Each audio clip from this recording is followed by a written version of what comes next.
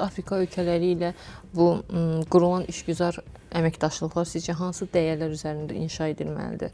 Dəyərlər əlbəttə ki, ilk olaraq şəffaflıq olmalıdır. Bizim Afrika deyəndə ön yarğılayırıq Afrikanı. Ona görə ki, birincisi oradakı məsafə var. Aramızda böyük bir məsafə var.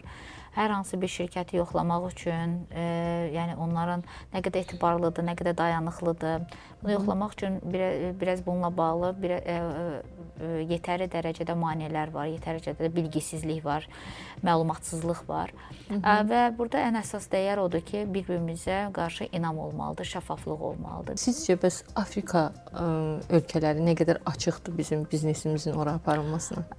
Mən söylədiyim kimi, indiyənə qədər 3 ildir bu layihə üzərində işləyirəm, bu təşkilatın altyapısını edirəm və bununla bağlı biz bir çox bağlantılarımız oldu, bir çox orada əlaqələrimiz oldu. Mən Azərbaycan haqqında danışdım, Azərbaycan sahibkarlıq fəaliyyətini həqiqətən ildən ilə inkişaf etdiyindən danışdım, aparılan islahatlardan məlumat verdim və onlar çox açıqdılar və onlar çox istəyərlər ki, Azərbaycan iş adamları da sırf Afrikada yatırımlar etsinlər, layihələr görsünlər. Ona görə ki, təbii bizim təcrübəmiz, bizim biliyimiz, bizim ölkədə bizim sahibkarlarımız daha çevikdir, daha bilgilidirlər və onlar bizə ehtiyacları var. Onlar çox açıqdır, onlar çox sevindilər.